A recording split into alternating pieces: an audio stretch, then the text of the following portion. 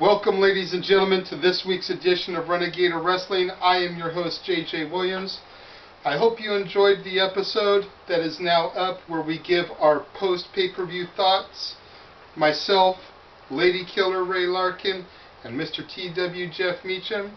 It's the first time in a long time that I've actually brought you two Renegades in a week, because so much crap went down this week on Monday Night Raw that I felt that I just had to say something about it. Jay, pardon the interruption, and you're going to hate me for this. You really are. But I honestly feel that the people have been bugging me on Facebook to talk to me, or hear me talk about what happened on Raw and at Money in the Bank and everything like that. A lot of people heard what happened at Money in the Bank from me and my little rant, but I think we give the people something special, something they haven't seen in quite a while. What do you think? Should we give them what they want? Is that okay? Can we do that? All right. Ooh, I get a chair.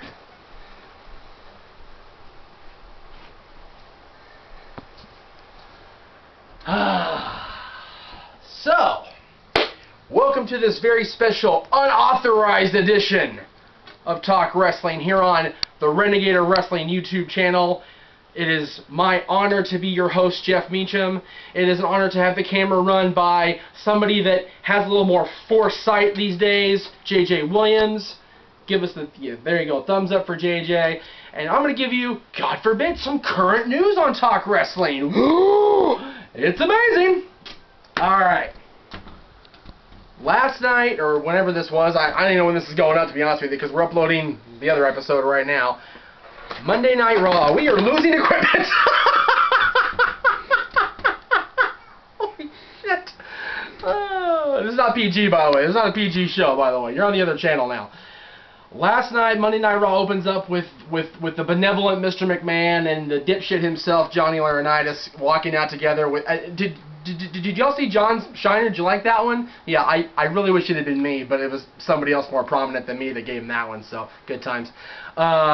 Vince comes out and basically says, Punk's not the champion, we're going to have a tournament, blah, blah, blah, and we have a tournament for the WWE Championship.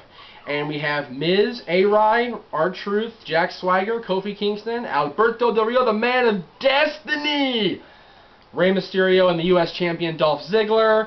I find it funny, and JJ and I talked about this, but when he was going to do Renegade, the only guy in the tournament that was not in the Raw Money in the Bank ladder match is the one that jobbed.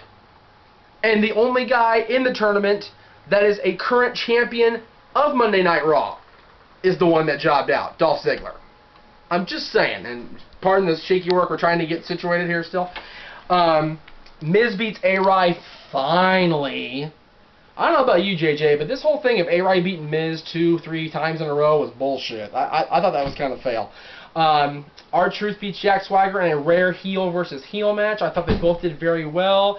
Truth counted out of the gut wrench powerbomb into a great finisher, so good times there. One of the highlights for me last night, besides the end segment, which we'll get to in a moment, was Kofi and Del Rio's match. Not for the fact that Kofi won, because it's always good to see Kofi Kingston win. My son loves Kofi Kingston, so it's always good to see Mr. Boom Boom win. But when Alberto came out, he introduced, or he let his music play, and who comes out but Ricardo Rodriguez, our old buddy from the Indies. So it's good to see Ricardo back on WWE TV. Hopefully he will get to announce very soon that the Man of Destiny has become the WWE Champion. Not after last night, because he lost his tournament match to Kofi Kingston. And of course, they have to have Ray beat Dolph Ziggler, because they can't have Dolph Ziggler get a win. That's absurd. They can't have that. Diva tag match, if you want to call it a tag match, because basically it was 7 divas and 7 divas, but it was Beth Phoenix versus Rosa Mendez with 6 girls on each side standing there looking stupid. Okay. Diva Dirt points this out all the time when they do these matches. If they're going to have 14 divas under the roof, how about a battle royal? How about matches that mean something? How about not even the champion? The champion didn't even get the fall. It was Beth Phoenix, who should be the champion, or Natalya should be the champion, but Beth Phoenix gets the pin over Rosa Mendez after, I believe it was a grand total of 3 moves. A move, a botch, the slingshot suplex, 4 moves, and then the glam slam after the big brawl. And Rosa wonders why the Bellas picked on her on Twitter. Semifinals, Miz defeats Kofi in what everybody but JJ and I were upset about. Although, we did want to see Kofi win because Miz has had his time as champion, and if they were going to follow through with the end of the tournament last night, it would have been cool to see Kofi and the other winner of the match, Rey Mysterio. It would have been awesome. However, it didn't happen. Mysterio and Miz end up in the finals. Mysterio's waiting in the ring, and here comes Vince in his benevolent pink suit. Yikes. And Vince walks out there, dismisses Ray, says the finals will be next week, we'll have this, blah, blah, blah. Vince brings John to the ring. John snatches the microphone, gives this great speech about how, you know, he wasn't going to become the next Shawn Michaels. Well, granted, he wanted to be the next Shawn Michaels, the greatest in-ring performer of all time, but he didn't want to be the guy that screwed CM Punk. He said CM Punk about 500 times when nobody else said it the whole night. Fucking awesome. See, this is why, if I could get up out of the shot and make it really quick, I put on JJ's Word Life hat right now, because John is awesome. However, I'm rocking the sponsor. Even though this isn't a Renegade or a Dad's, we are still sponsored by Long Beach Clothing Company. You guys rock, and we hope to be back soon. They're going through a whole bunch of renovations and shit. It's fucking crazy over there. Anyway, John says, I know what you're going to do, and if you do it, just know this. I can easily walk out of here right now and walk onto somebody else's TV show, brother. It has come to my attention, and I'm, you know, would it take this for what it's worth, but there were serious talks about John leaving. So, take the brother comment for what it's worth. Was John going to go to TNA? Was he not? Was he really going to be fired? Was he not? You never know. And then as Vince is about to lower the boom, here comes Triple H. And Triple H we're not used to seeing lately, because Triple H would either come out in his wrestling trunks or in the, you know, the jean jacket and the jeans and everything like that. This is Paul Levesque, the executive, walking to the ring. Yes, sir. Yeah, a corporate Triple H, walking to the ring, pulls Vince aside and whispers something in his ear, tries to get out what he's gonna say, and then asks Vince if they can go to the back and talk. Vince is like, no, come on, bring it. And then Vince gets dismissed as the chairman of the board, relieved of his duties. Hunter is in charge now. John's not fired. And the landscape, Vince said at the top of Raw, it would be a night we never forgot. I'm sorry, ever since June 27th, it has been television that we will never forget. WWE has hooked us in. I've had a lot of people on Twitter and Facebook the last 24 hours going, they ruined everything with the Triple H Vince segment. Guys, if you only knew what was going on, okay? This is some serious shit that's going on backstage, in front of the camera, everything. This is a shake-up.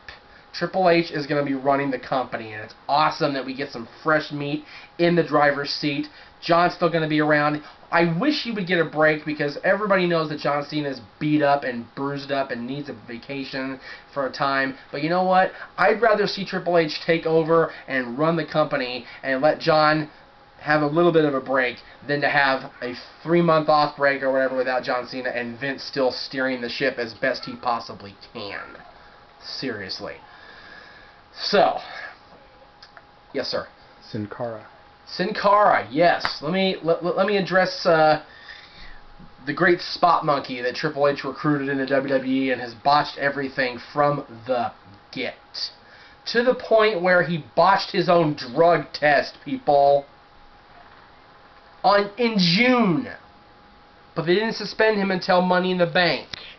And then when he goes out of the injury angle, he's supposed to take the powerbomb through the ladder from Sheamus.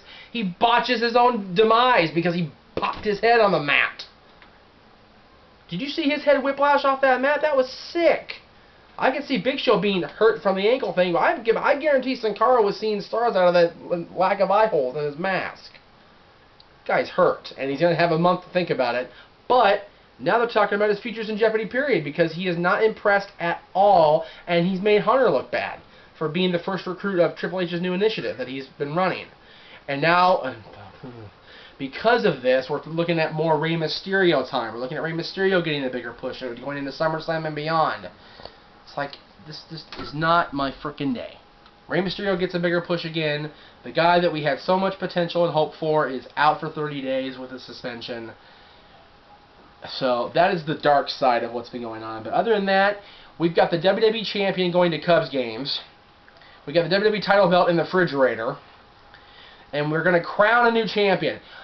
I posted a picture of the WWE Championship belt with the vacated situation.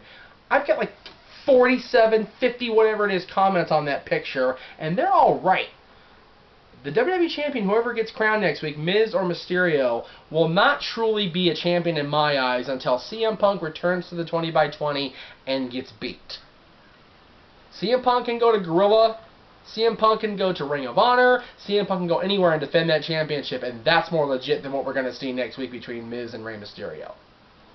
And that's my opinion, and it should be yours. But let's hear your opinions. Send them into the Renegade of Wrestling YouTube, because Lord knows the No DQ CW YouTube is bombarded with XMV and SummerSlam. And I will grant Aaron one thing, to the fact that we are hyping SummerSlam more than WWE is. Because we got the 92 SummerSlam about 2 weeks ago, and they just now hyped it on Raw the other night.